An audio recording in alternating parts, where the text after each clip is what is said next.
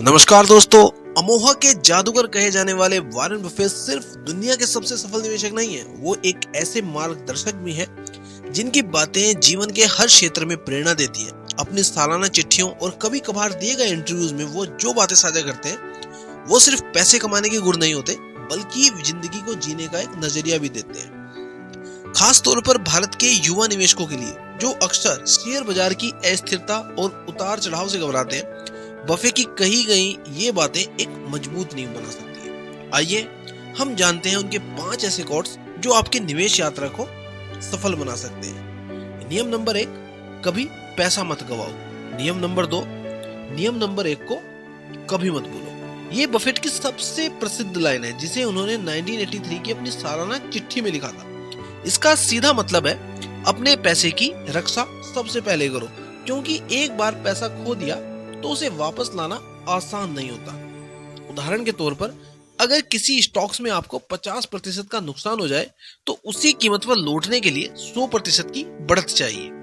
इसलिए मुनाफे के चक्कर में जोखिम भरे फैसले लेने से पहले नुकसान से बचना ज्यादा जरूरी है। भारत में 1999 के इंटरनेट बूम को याद कीजिए, जब कई निवेशक बिना रिसर्च किए केवल सुनी सुनाई बातों के आधार पर स्टॉक्स खरीदने लगे। लेकिन 2000 में जब बाजार गिरा तो बहुतों की पूंजी डूब गई। बफे यही बात हमें सिखाते हैं कि पहले पूंजी की सुरक्षा करो, तभी लंबी रेस में टिक पाओगे। एक शानदार कंपनी को सही कीमत पर खरीदना एक सामान्य कंपनी को सस्ते में खरीदने से बेहतर है।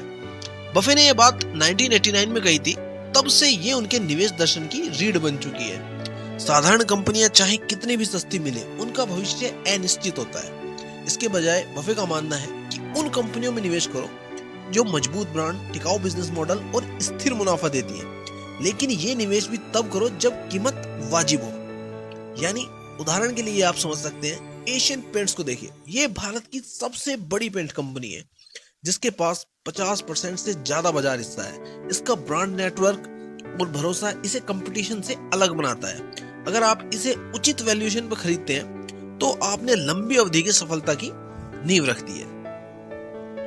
जब लोग लालची हों तो आप सावधान रहें, जब लोग डरे हुए हों तो आप अवसर तलाशें। ये लाइन 2004 की बफे की चिट्ठी से है, लेकिन इसका महत्व हर दौर में बना रहता है। जब बाजार में तेजी होती है तो हर कोई स्टॉक्स खरीदना चाहता है और इस जोश में भावनाएं जो है वो हावी हो जाती है। वहीं जब बाजार गिरता है तो लोग डर कर शेयर को बेचते हैं, और यही समझदार निवेशकों के लिए एक असली मौका होता है।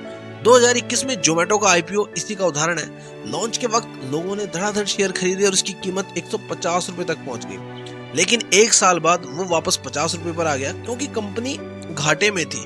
दूसरी तरफ 2020 के लॉकडाउन में जब शेयर बाजार 40% तक गिर गए, तब महिंद्रा एंड महिंद्रा जैसी मजबूत स्टॉक सस्ते में मिल रहे थे। जिन्होंने तब हिम्मत दिखाई, उन्हें आज जबरदस्त रिटर्न मिला है।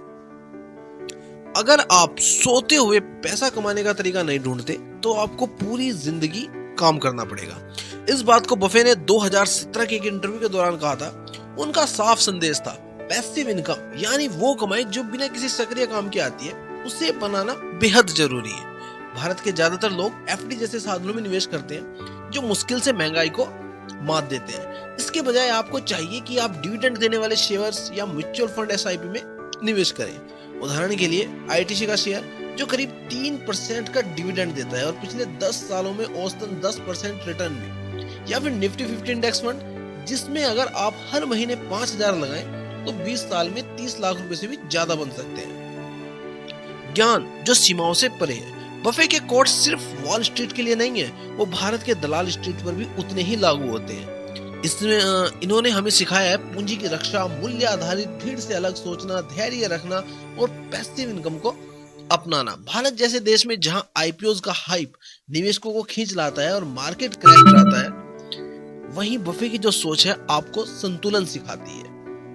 ये लेख किसी स्टॉक्स की सिफारिश नहीं करता। इसका मकसद केवल आपको निवेश की समझ देना है, वो भी एक ऐसे इंसान से जिसने करोड़ों अरबों डॉलर की संपत्ति सिर्फ समझदारी और धैर्य से बनाई है। अगर आप भी सोचते हैं कि बाजार एक गेम है, तो यकीन मानिए बफे के ये जो सारे रूल्स हैं पहले ही उन्होंने हमें दे दिए हैं। बस जरूरत है उन्हें समझने की और सही वक्त पर अपनाने की। अगर वीडियो आपको पसंद आई हो तो लाइक करें, कमेंट्स करें, शेयर करें। मिलते हैं फिर नेक्स्ट वीडियो में, तब तक के लिए जय हिंद, वंदे मातरम।